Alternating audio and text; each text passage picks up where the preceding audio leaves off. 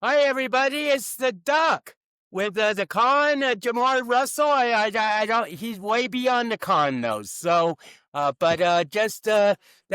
what we call this podcast because he was incarcerated in Maryland State Prison for 12 years, and I was kept captive by the Matrix for 50 in Hackensack, New Jersey. So, Come a little bit how are you, closer, Jamar? Bill. This looks a little distorted, but a little blurry. But you were clear earlier. I don't know what's going on now. Well, Jamar and I are both poets. I have 5 books on Amazon, and he has 8 self-published books that he learned how to do while he's behind the walls. And so we always start with a poem, from each of us. And what do you want me to go first, Jamar, or should you? Yeah, go ahead, go first, so I could look up something. Let's see what I can find. Okay. Well, this is a book from my first book, Seraphim on the Cusp of Spring by D.E. Walsh. And I really haven't looked at this collection for a long time. It was published in 2014, but I've just been like going through it and like frankly amazed to like the things that I'm seeing. And I don't say that in a egotistical way. I just think it's like great poetry or great writing. So this is called Truly Simple is Simply True. I love you like the diamond, the light it refracts. I adore you like an infant, the comfort of a first teddy bear. I cherish you like the morning glory, the sun that lets it bloom. I treasure you like the hidden riches within the depths of the planet. I want you like the air currents upon which winging swallows soar. I need you like the oxygen that keeps alive every breathing creature. I desire you like the delicious taste of a peach in perfect season. I crave you like the fields of wheat, the fertile soil where they grow. I trust you like the innocent child, the wisdom of deeply devoted parents, and I respect you.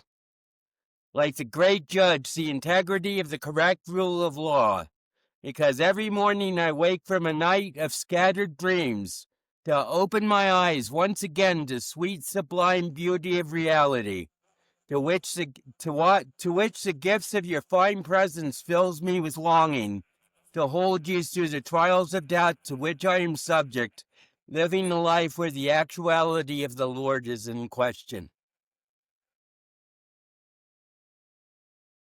Thank you. That was real nice. I like that. So I'll be reading this poem titled The Taste. I used to once I learned how to use Publisher while I was in, because I was the lead man in this section, like I told you, validation. So I actually had access to a computer at the time. This was one of the poems that I used to put together for brochures because with the behind the wall mentors and certain things, we have events. So I might mail those out there just to display my talent and to say also what books I had available. But this is titled The Taste. I had a taste of another life, so I couldn't be satisfied with the former. I just couldn't go back to get used to that which lacked flavor and aroma. I got a taste of another life and learned that I wasn't inferior. In fact, I recognized that I can strive and my knowledge and mentality was superior. I had the taste of a better life.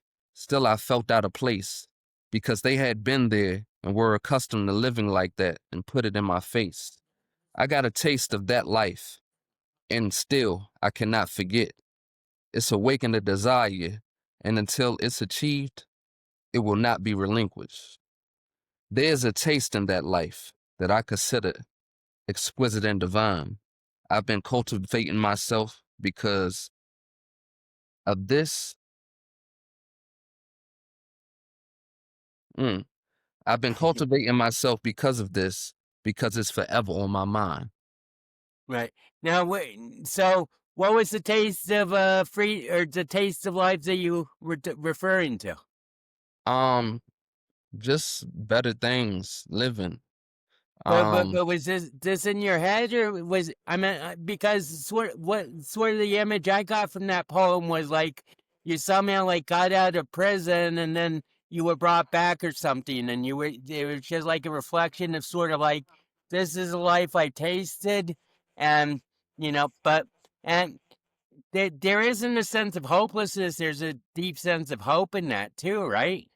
Yeah, so the actual taste, what I'm saying is better living. Um Either through different things that my mother had exposed me to, whether it was nice places, places we might have traveled to, things that weren't necessarily my norm, or visiting, different people's. It was just like, I like this better.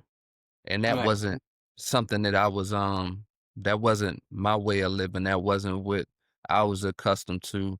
So it's like, how do I actually get to that? And because I had experienced it, there was no, forgetting it. It was nothing that, Well, made me satisfied once I went back to, you know, what was my norm. so So it's basically sort of like a sense of nostalgia of like looking back at highlights of your childhood when you had like a glimpse of a higher life that you were now reminiscing or sort of like projecting yourself into a future with. Um, in a sense, because it could have been different, whether it was childhood, adolescence, whatever. But there was no settling after that.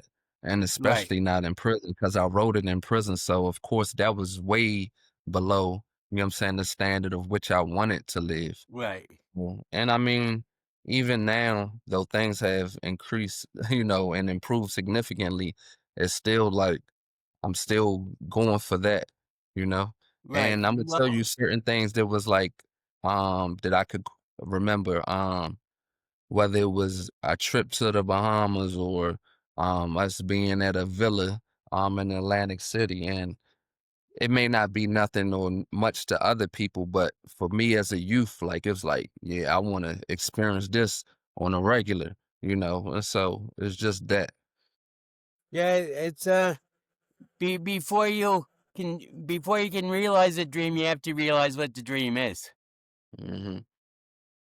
So, yeah, it's sort of like I was talking to my extra roommate about like one of our mutual friends from Dartmouth, and he said you know, well, actually, this guy had the largest alimony payment in Ohio history twice Mm. because the first time he paid it, the lawyer disappeared with the money.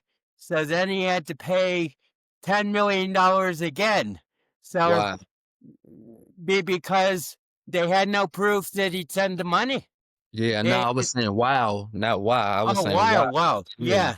So yeah, anyway, I am like talking to Andrew, my podcast co-host who's extended his hospitality to me in here in Colorado Springs, and I say, but I always said I said to my friend that, but I've had 15 hospitalizations and got out every time.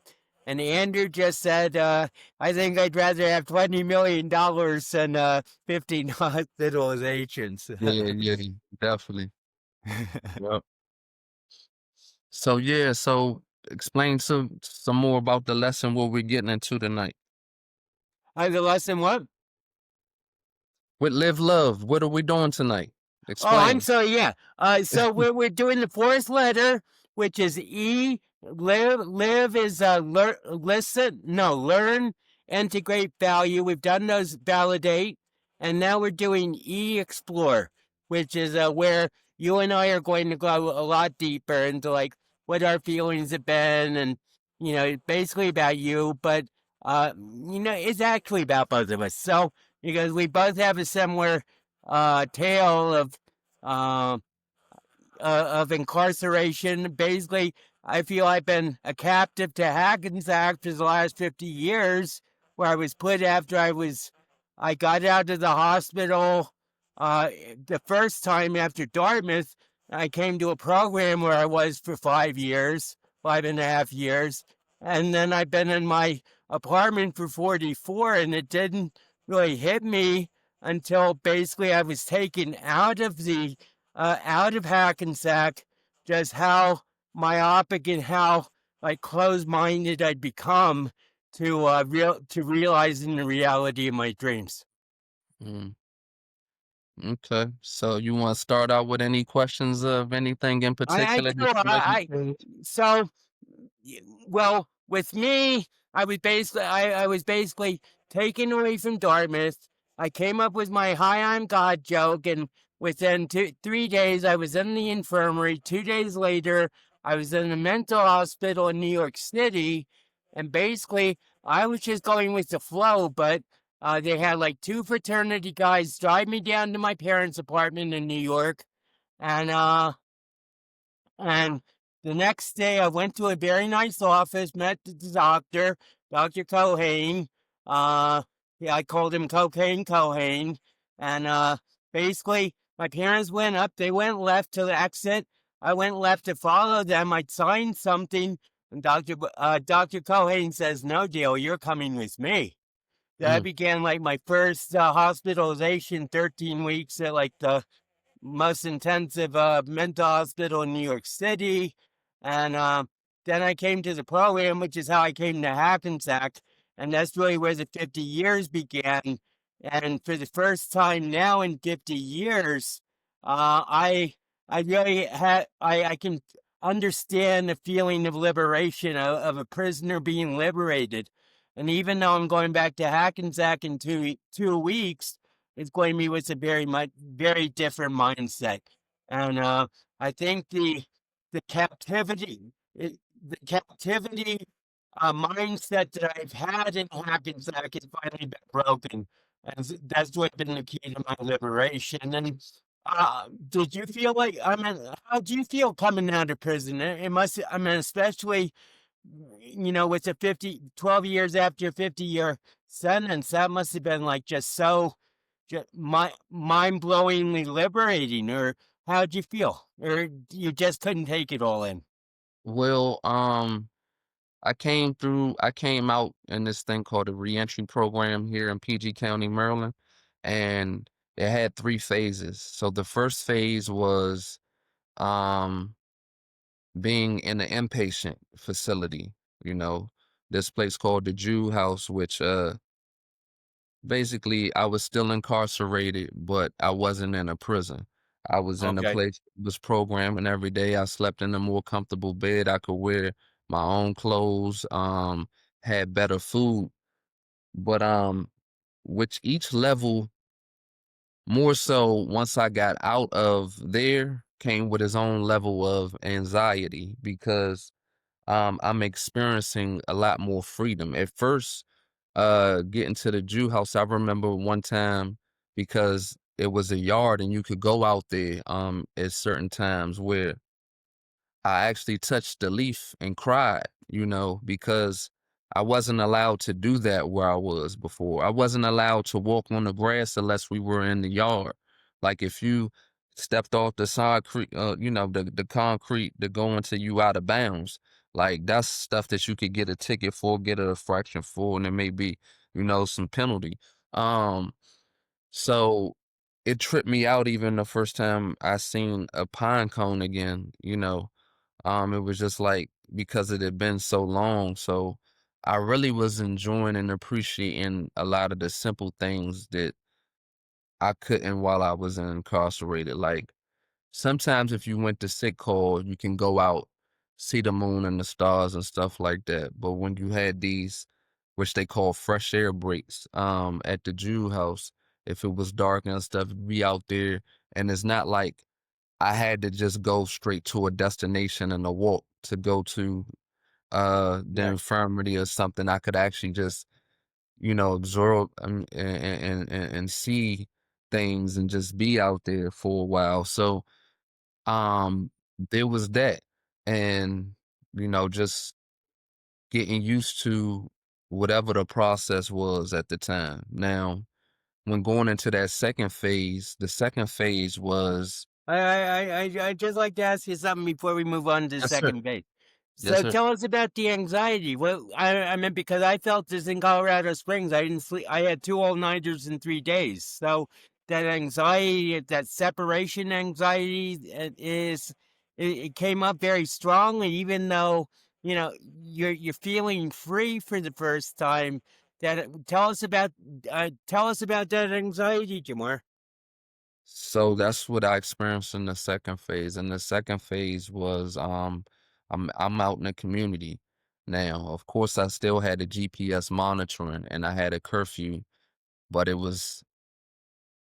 I'm a lot freer. I'm Right. I'm in the house with my mom. There's really nothing that is keeping me in a place anymore. I can move about. I mean, my only challenges was transportation. I mean, and then what came along with that is a lot of the obligations that I had. I had to go to court weekly, then bi-weekly, and that decreased over time. But then I also had random urinalysis, which was 3 urines a week because this was all part of the program. Therapy, these other obligations in which I had to. So it was one, making sure that I did that because I didn't want to get set back, which Right. one time just missing a urine because I went to Baltimore for a Thanksgiving giveaway um, to help feed the people in the community. I didn't make it back in time to take my urine. And even though it was I didn't have a dirty urine and I was able to go Right. and do it the next day and stuff like that. I still got penalized. I had to restart that phase and then, get 40 hours of community service. So, Okay. of course, that was a deterrent and it's like, don't want to do that again. So it was like making sure that I'm doing along with once I start having employment, like making sure that I structured my days around these other obligations in which I had. And though it was freedom, it was still I'm getting used to being in places where there's a lot of people. I wear glasses now because I can't see as good in the distance. So the lights and everything from a grocery store or Costco, Sam's or whatever, and all of this coming in, I had to take it in. I had to be used to being around a lot of people again, dealing with various things, traffic, how people are, how they talk, even when it came to my family, certain things because in prison, people are generally very, very respectful because being disrespectful can get you hurt, you Right. know? Out here, not so as much because ain't nobody just gonna stab you or, what I'm Right. saying, beat you up because you just, is not the same, even though people should be very much more respectful, considerate, mindful, you know. It's just not that, And it's just getting reacclimated to society, something that was different than what I left because so much in DC has changed, like So, so much. what were the years you were in prison? Um, from the end of 2010, towards that let's say late late December, December 2010 until April of 2023. Right. So basically, you were in for Obama and the first Trump. Yeah, second Obama election, first Trump, yeah. And that Right. in itself, like that first Trump, I tell people that first Trump um presidency was so very tough because one, presidents usually aren't on the TV as much. Right. you know, and it's just like it's not like this man was there for it. It seemed like a lot of it was so much propaganda, and then I Mm. seen these conservative right or whatever, these white people get so damn bold and that they was killing black people in the streets for like hardly any repercussion. It seemed like the between the police or even sometime I forgot what the Spanish guy name was down in Florida, but it was just like people were getting away with murder, and here I was serving time for murder, and I'm just like, this is not the same justice that I'm experiencing. And it's just Right. like you see how the system was different, and then to experience everything with the whole Black Lives Matter movement, the George Floyd thing, the Breonna, just so many people that was just, and this was something because the atmosphere. Not only were we dealing with COVID, but you had this atmosphere of a person that just was like, this is what it is. And I'm like, this is nuts. Because the fact of the matter is the numbers always support diversity. It always support when you have people of different ways of thinking, it helps the business, it helps the culture, it helps Right. stuff. But at this time, you seen the polarity, you seen where it was just so much on the news that I didn't never want to have to be listening to the news. But then, I'm around a lot of other people, Right. and they keeping that on 24/7. You keeping different people talking, people at odds. You got, whether it didn't matter to me whether it was Fox, CNN, MSNBC. It was just like, ah, you know. Overload. Yeah, and generally the news was bad news. It wasn't, I used to bring this up to people all the time. I'm like, you rarely get positive stories. And why would I want to just keep, being bombarded with this cacophony of negative images, Negativity. noises and stuff. And it was Right. just like it was bad.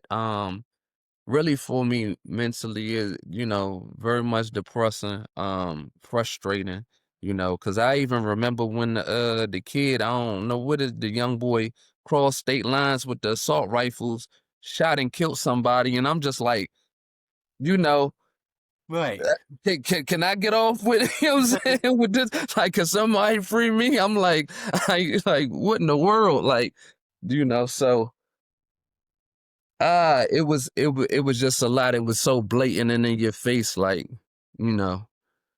Then you had the children being separated from their families at the border and all this other stuff going on. It was just like, hold on, hold on, hold on, hold on. It was a lot, man. So, Well, uh, yeah, did you feel like sort of like sheltered in prison from all this? I mean, because you said people in prison are very respectful, and what you're talking about is people acting with less and less respect for anything. So I meant to tell you the truth, Shamar.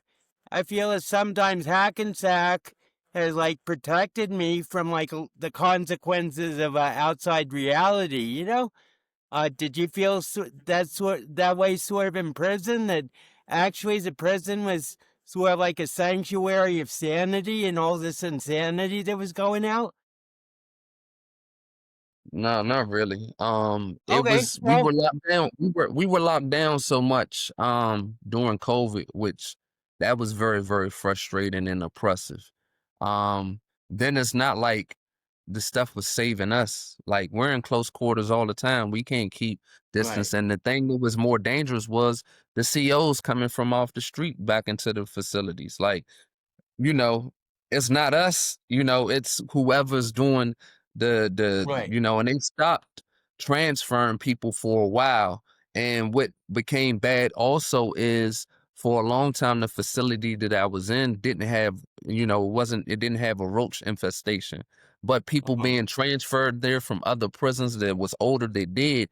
Now we had to battle something else that wasn't, that we didn't have to deal with as much. And um, I was in Hagerstown, where, it's different in different regions in Maryland. Like, in the Jessup area, you might have a lot of African COs, which culturally they'll be different, you know what I'm saying? But then, Hagerstown, it was more, Caucasian males. And there was some people that they ain't care for black people, or they didn't understand it. And so it was just like, you can kind of feel and sense that even from the population that wasn't from Baltimore, because right, a white male from Baltimore versus a white male from a lot of other places is different. it's like those from the inner cities or that had more encounters with black people, they, they understand the culture and stuff like that. People from other places, you can tell it was very judgmental, very oh yeah, this is our time. It was, something that was just like this is this is crazy. I remember in one of the places that I work in, seeing these two little white guys that was so bold, and I'm just like, you're pedophiles. You wouldn't even survive other places in this prison. You know what I'm saying? You're safe here and where you house, and that's the Right. reason why you're there.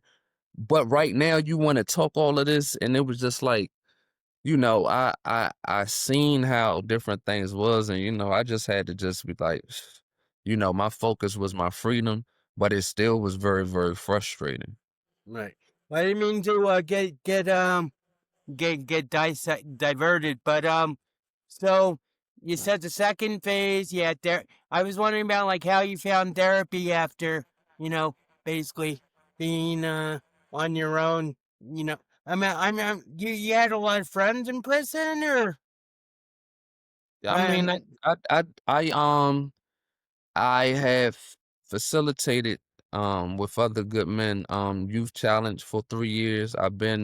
Um I participated in a lot of different groups, Men for Life, different stuff, and men respect men. And with those that I built relationships with or helped or whatever way or been housed in different buildings with, like, what, especially those that was on the same page, and a lot of people want freedom. So yeah, I could say that I came across a lot of good men. yeah. Um, so there's that. There was something else that you had spoke that I wanted to touch on. Oh, with the phases. So about the therapy, I was getting therapy while I was incarcerated as well. Oh, okay. So to do that outside, which was part of the program, was necessary too, because there's a lot to do with the transition. It could be a culture shock from coming, from being in prison for over a decade, um, dealing with people that even family that don't necessarily know you as well, or you don't know them. You know what I'm saying? It's a whole adjustment with that. Then I had to learn about like crisis. I dealt with crisis a few times, whether it was things involved with the relationship with my mother, whether it was stuff dealing with the court, whether it was different things, or even, like I said, the transition into the various levels of freedom. Because after, in the third phase, I no longer had the GPS monitoring on me, Okay. but I still had a curfew. But who was going to enforce the curfew? But I didn't want to get in trouble with the court. So then I'm even closer to freedom, and I got to walk this tightrope because I don't want to restart this phase, and I want to successfully complete this 18-month program so that I can be out here free. And even in the last phase of freedom that comes, the program, and you graduate, there's still, I'm on probation. You know what I'm saying? Which I just got my probation reduced to unsupervised. So there's still that, because they Well, say, congratulations for that, Jamar. yeah, thank you, thank you. They say that, recidivism is high, and then they say generally the jury is out until the first 3 years. And I'm like, I didn't know that it was a time period in which people had to. And then I'm thinking, like, haven't I shown you? Like, Right, right, I haven't I shown you through my work, my character and stuff like that, but it's still people watching it, because as the show is the duck and the con. People gonna continue to look at us, according to these titles or what they think we have done in the past or whatever it is, until they actually get to have a conversation and understand that we're human, you know. right. Well, you had your, I had my indefinite sentence of psychosis that I've and basically I talked to like the mother of one of my very good old friends who actually was like schizophrenic, and he was saying that he's basically gone for at this point. Mhm. But I don't know, it just but she said to me, she said, you were never psychotic. and that just made me feel, it was just affirmation after like such Mhm. a long time. And basically I feel that I've self-stigmatized myself as psychotic, and this is Mhm. really why I really haven't been making progress towards achieving stuff. But on the other hand, I also know that I'm now out of my God delusion, and I know I'm Dale. And Mhm. as I said, after 50 years of trying to maintain the facade of I'm God, I have given that up. And the analogy I use is a water balloon above me that's been just getting bigger and bigger, and someone finally popped it, and all Fuck it. the water has come down on me. But it's Yeah. not only washed away my delusion, it's also allowed me to become my true Dale self. And on my 70th birthday, I consulted with God, and we're on like a decade long contract basis at this point. So I know I have 10 years, and I figure in the 10 years I have to look forward to, I'm going to get the planet in the place that I should have gotten it 50 years ago. But so basically I have to do 50 years of work in 10 years to get Earth back to where Dale once originally perceived it. Yeah, me too. Yeah, yeah. So, um, you described something that I definitely felt. I recall I'm sitting on the top bunk in this cell. Um, my cell buddy wasn't the cleanest either, so everything in my being was just fighting where I was at, and I just like I could feel the energy. I could feel, it was almost like the molecules in my body just Right. vibrating back and forth, really.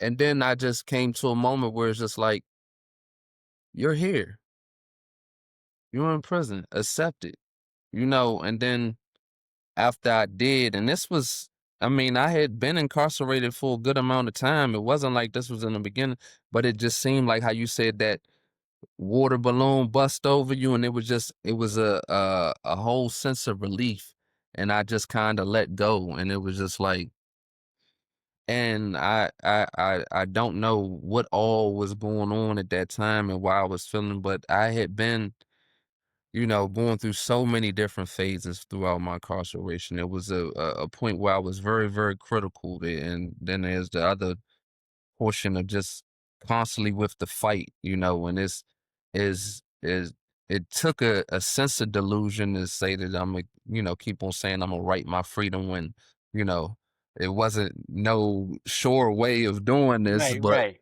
it was what I had to have set in my mind to keep me going and pursuing what was most important to me. Abs Yeah, that moment is I mean, that's really the moment where you became free. That moment when you become free in your mind rather than, and you don't let outside circumstances like affect what you're perceiving.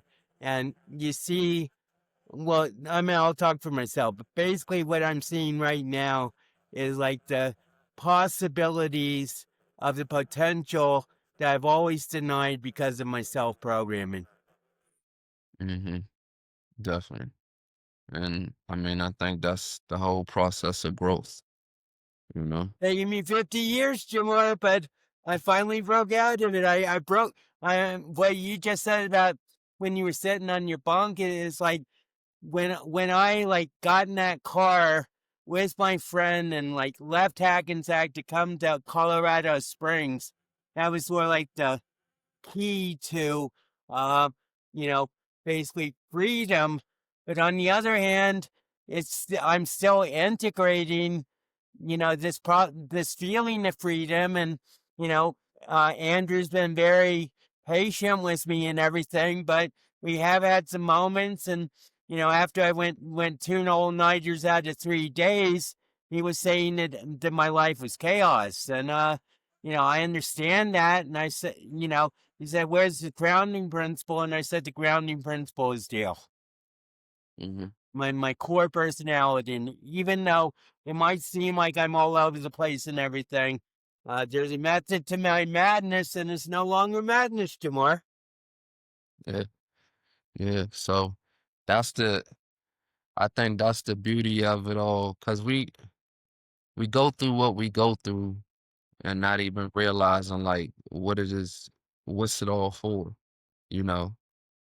Who knows how your journey or you sharing this can help somebody else, and then the fact that you learn how resilient you can be, you learn from all of the experiences of which you've gone through, even if you feel like it was some type of hell or, whatever it was Right. that you experienced. And it's just like, all right, this was for a reason because now I'm here and I get to talk about it. And we both got a body of work. Yeah, you know? Yeah. absolutely.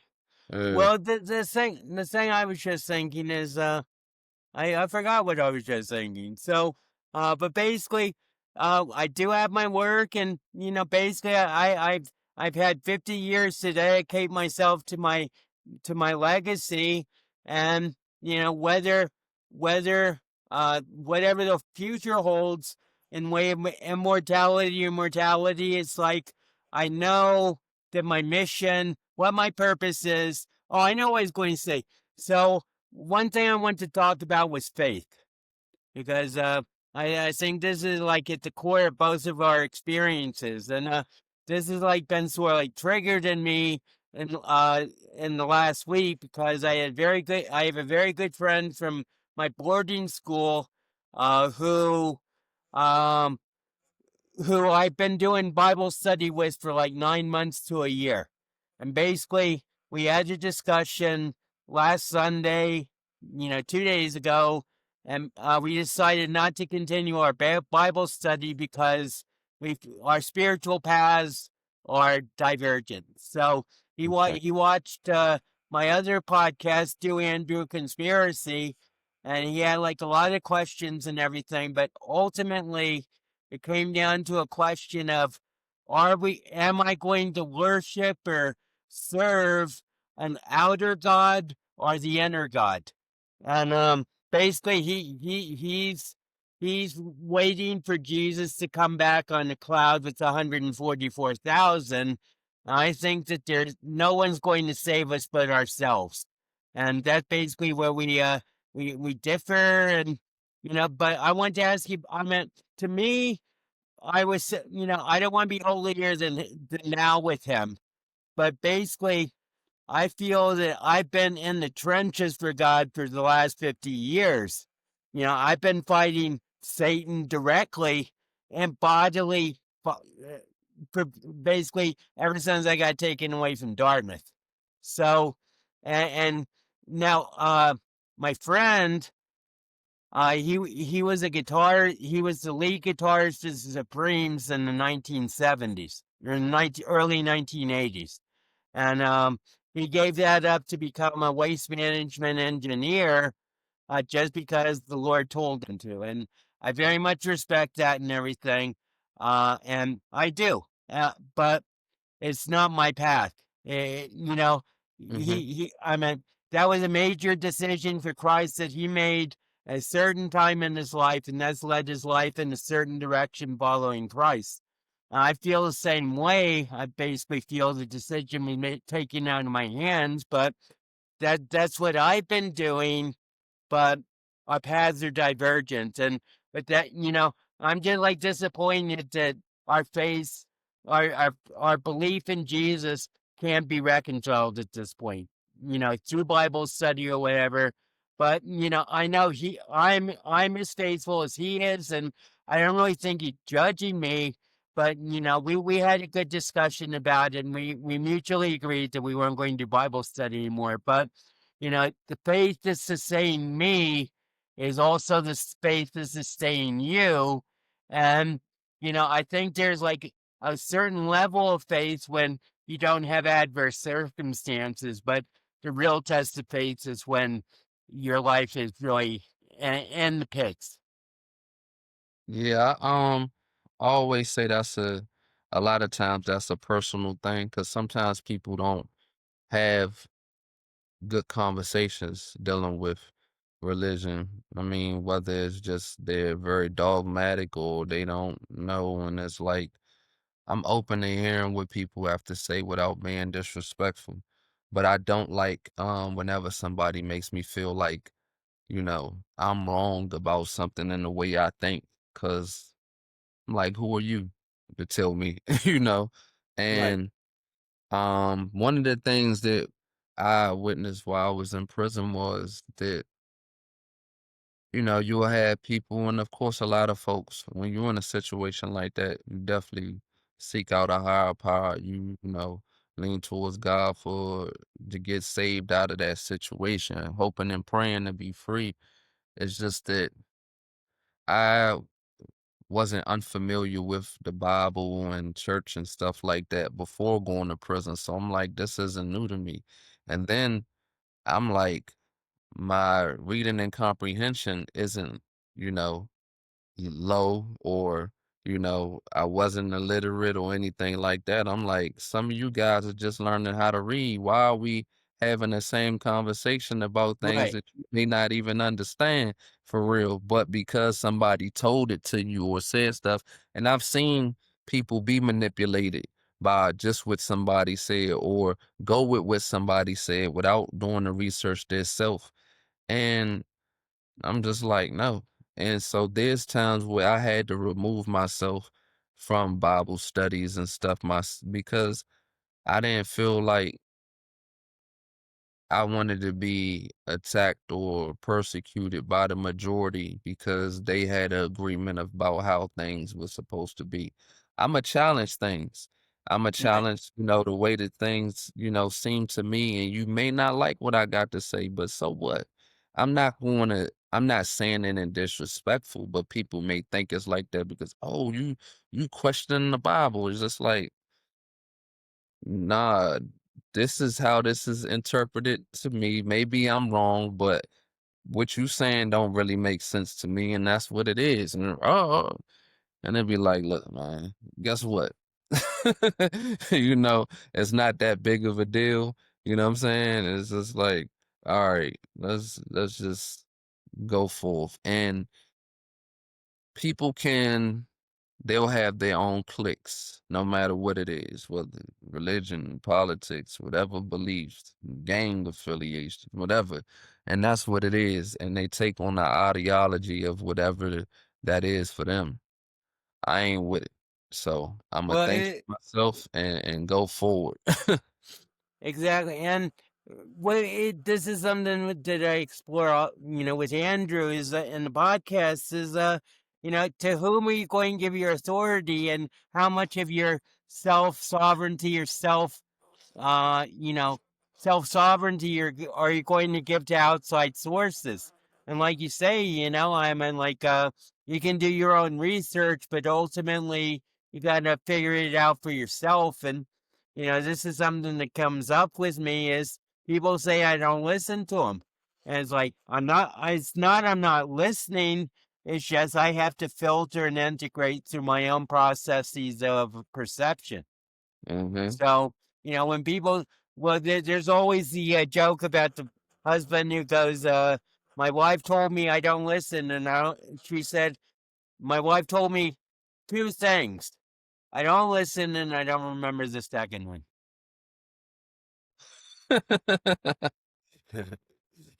Yeah.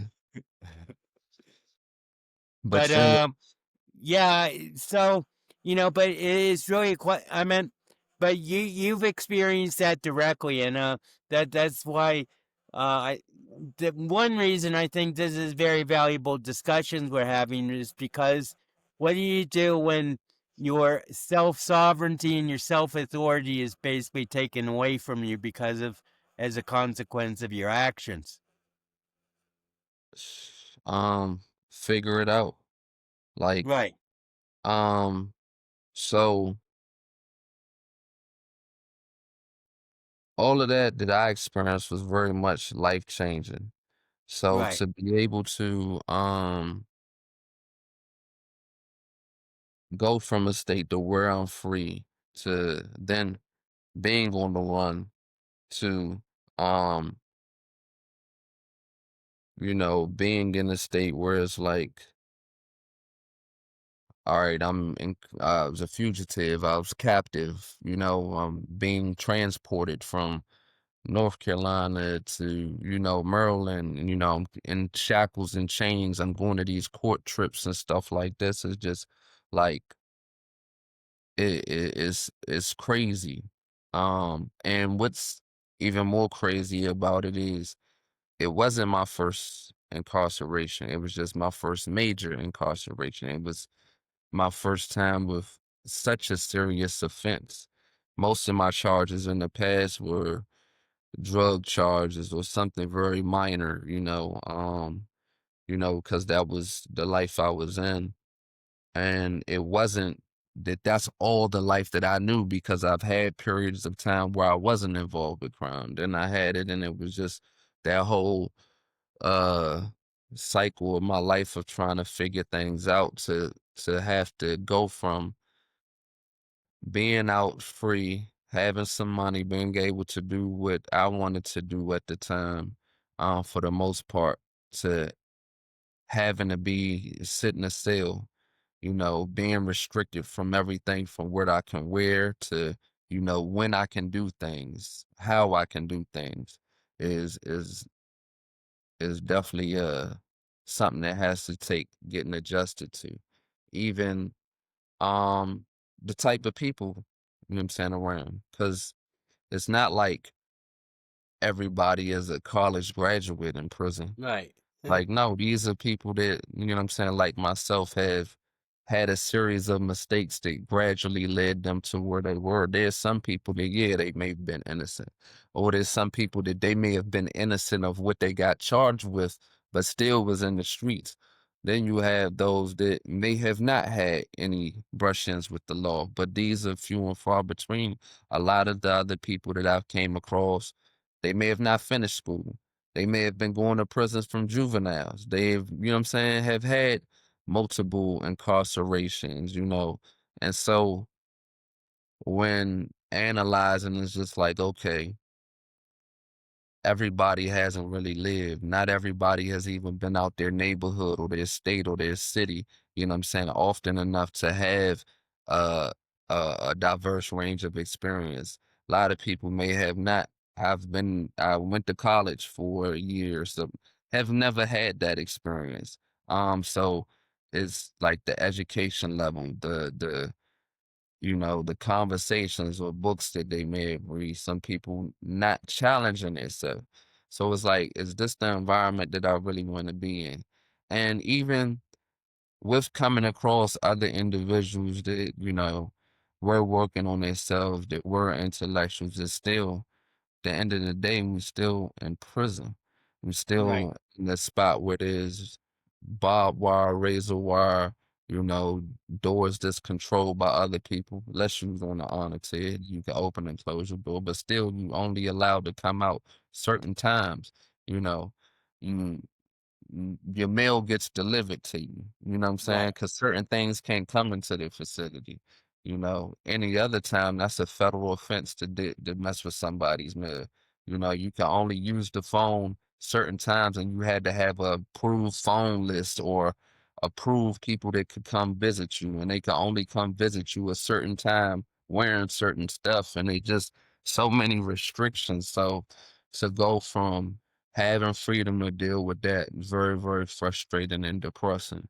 Then having to deal with that and being, because it still was never something that I got used to, even though I got acclimated to it. Because just like I was talking about being in there and accepting, like you hear, it's still, this is not some place that I'm going to get comfortable with. I'm not going Right. to just settle with this. And it's like, just like the poem about the taste, like I've had a taste of other things, like blue water, palm trees. You know what I'm saying? The sand is heaven to me. Like I've experienced that in Miami and in Freeport and Nassau, Bahamas. You Okay. know, being able to go to places where the temperature and the culture is different, Hmm. and it's just being able to draw from the various experiences that I had, or being able to eat different food or meet different people, to being in a place where none of that is happening, and it's just it I does. wanted to ask, I wanted to ask you about like so obviously having been in and having been out and in now out again. The thing that comes to me is recidivism. And, you said even 3 years out, the jury's still, after until 3 years, the jury's still out. So do you think this, I mean, what, do you have any, I'm sure you've thought about this, Jamar, but, what solutions to recidivism, uh, do, do you see? And, I mean, I'm sure you get this in your work and everything. How do you like break the cycle of like constant going back? I mean, I'm sure everybody knows the recidivism, and correct me if I'm wrong, as I understand it's just like the cycle of like prison, out of prison, back in prison. That's basically what recidivism is, right? Yes, sir. I actually did recorded something about that earlier, and the answer that I say is personal development, and that's why I'm working to get do the time, don't let the time do you into all legit, excuse me, Right, jails and prisons. The turning adversity into advantage workbook, because not only does the mindset have to change, but then a person has to start really doing critical thinking to solve their own problems. Um, we spoke before, previous about the parable of the talents, right? So once you analyze and know whatever your God-given abilities is, that was on you to be a good steward. And so wherever you are in the world, whether you in prison, whether you out here, use that to serve other people. Use that to be able to multiply. And so in and we'll be doing the turning adversity into advantage, be going through that work, but after we finish the live love, um it it gives a person a chance to start really seeing how to change their ways, because when you're in the streets, you think about doing street stuff, or if that's what your habit has been, that's what you are. So there's a lack of rehabilitative programming in prison. One, because there's a lack of staff. If there's not enough staff, because their first priority is security, if there's not enough staff, then they can't let people go out to programming. And if they don't have effective programming, then people aren't necessarily getting prepared to break those habits and, substitute them with a more positive habit.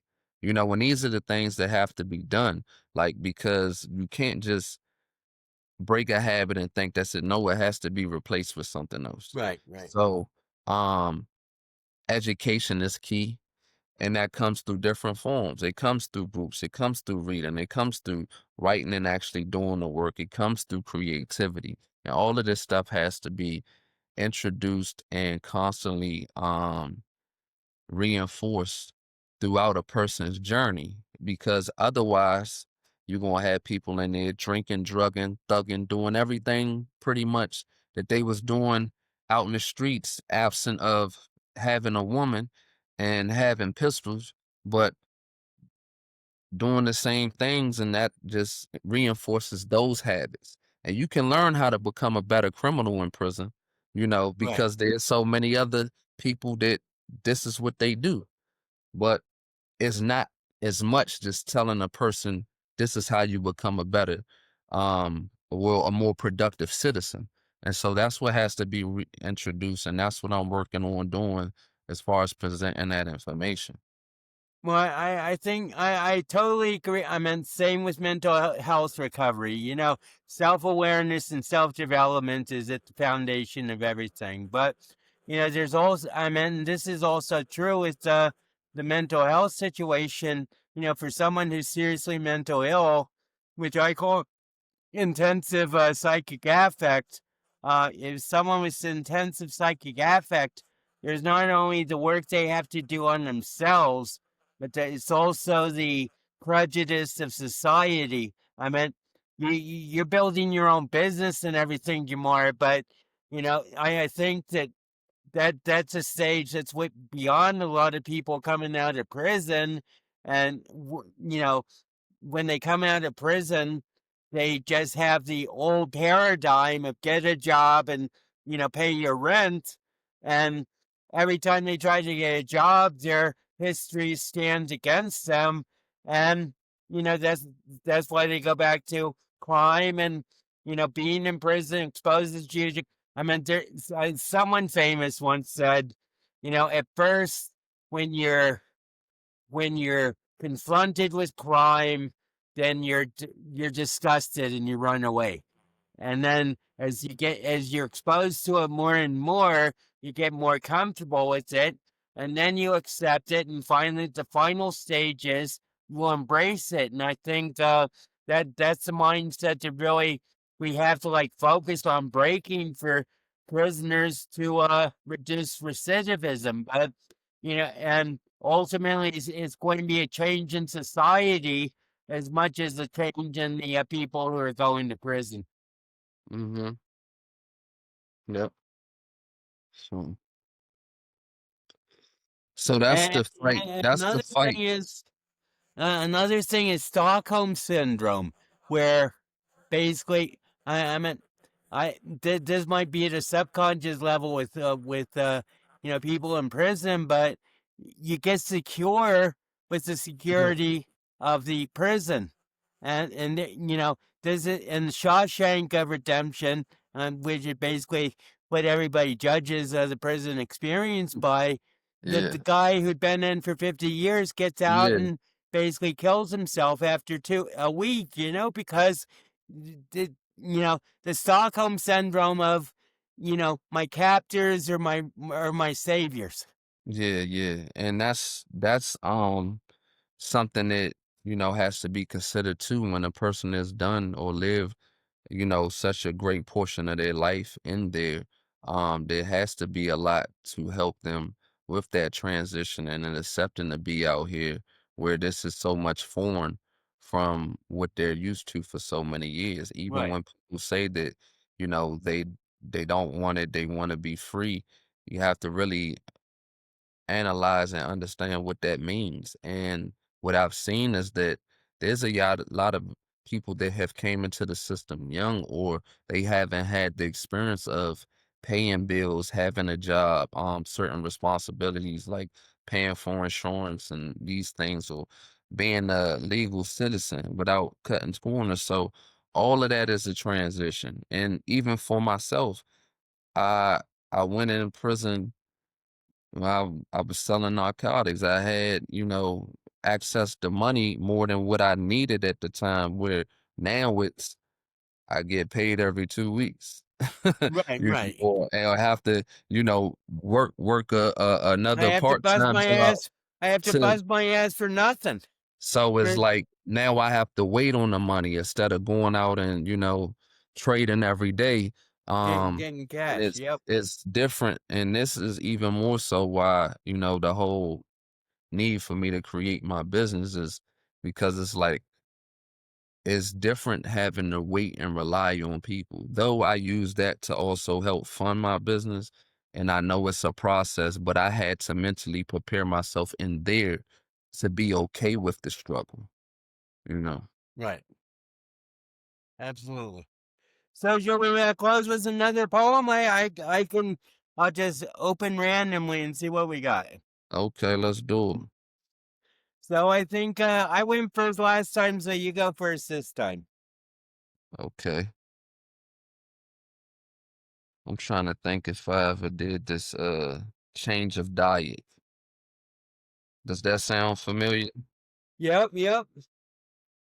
Change of diet. All right, well, I'm gonna do something No, different. no, no. I don't think we've heard change of diet yet. Okay. Change of diet. Horror flick. Living in a world that's horrific. Gross. If you look close, put it to a beat and boast. It's what we know until we know better. To show better. Better than this drama thriller in which I dealt and became a killer. They say you are what you eat, and I was feasting on harsh realities over a murderous beat. Yet I was able to correct. because they had a place for me. It wasn't a goal or intended destination, but I had a troubled soul and dark contemplation. It wasn't emphasized that I should think high, not on narcotics, but the direction of the sky, so my life could profit, positive, creating more, and in the light, because only with such a shine can we dispel the night. Now write this script to conclude with a happy climax and ending.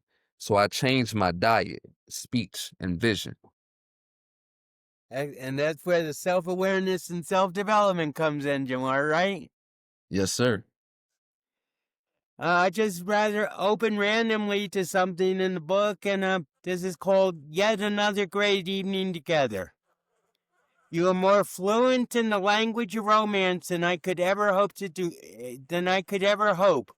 to be, despite my verses, created during dearth of true relationships.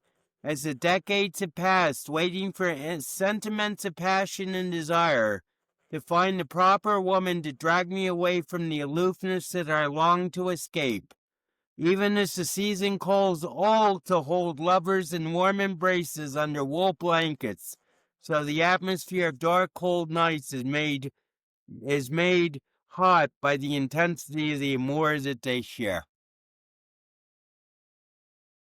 I wanted to say I really enjoyed that rhyme scheme that you had in the diet. I've changed my diet. Thank you, thank you, thank you, man. I see you got a little softer tonight with the love Well, poems, man. this is before I had to get hard, and this is like 2014, so Yeah, it is really a long time ago, and I am just like I say, I like flipped it. I opened this book for the first time in probably 3 years, and it's like, wow, this is really good. yeah, yeah. Ain't that something when you able to reflect on the work and just was like, okay, I did that. That's all right. This is me. Yeah.